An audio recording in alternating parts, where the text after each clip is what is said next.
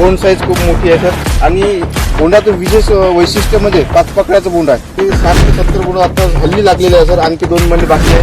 बोंडाचं वजन 7 ते 8 ग्रॅम आहे सर. मी मोजून प्रतिकारक क्षमता जास्त आहे. नमस्कार, मी रुपेश गिरीधर आंबटकर, गाव राजूर, तालुका कळंब, जिल्हा यवतमाळ.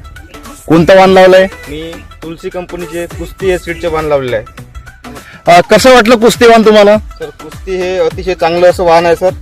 खालपासून तर वरपर्यंत खूप फळफांदे येतात. बोंड साईज खूप मोठी आहे सर. आणि बोंडाचं विशेष वैशिष्ट्य म्हणजे 5 पकड्याचं बोंड आहे. 1 2 3 4 5 हे बघा, कोणतेही बोंड सारखं आहे, सेम साईज आहे. लहान मोठाचं नाही, सगळे बोंड मोठे आहे. आणि जवळजवळ बोंड लागलेले, बोंड साईज म्हणजे जुळे बोंड आहे. एका जवळजवळ 2 3 3 बोंड असे लागलेले आहे सर. आणि चालवरती पुढे आहे, पात्या फुलं लागूनच आहे. आपली जमीन कशी आहे रुपये? माझी जमीन सर अतिशय हलकी अशी जमीन आहे सर. आणि सरासरी किती बोंड लागली असेल इथे? 60 ते 70 बोंड आता हल्ली लागलेले आहे सर. आणखी 2 महिने बाकी आहे.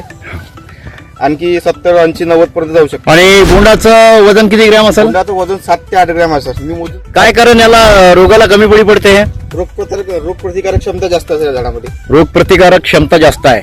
काय वाण तुम्हाला आवडलं? वाण आवडलं सर. अजून काय वैशिष्ट्य चांगलं वाटलं तुम्हाला कुस्ती या वाणाचे? फळफांद्या खूप येतात सर, खालपासून तर वरपर्यंत. जळफांद्या भरपूर येतात. हो, बोंड साईज खूप मोठी आहे. आणि जवळजवळ बोंड लागतात आणि जुळे बोंड खूप लागतात. हे बघा, प्रत्येक फांदीला असे जुळे बोंड लागलेले आहेत. मी यावर्षी 5 पॅकेट लावलो सर. आता येणाऱ्या लागवडीमध्ये मी 10 पॅकेट 15 पॅकेट जेवढे जास्त होईल तेवढं लावण्याचा प्रयत्न करेल. लगाओ कुश्ती, हर खेत बोले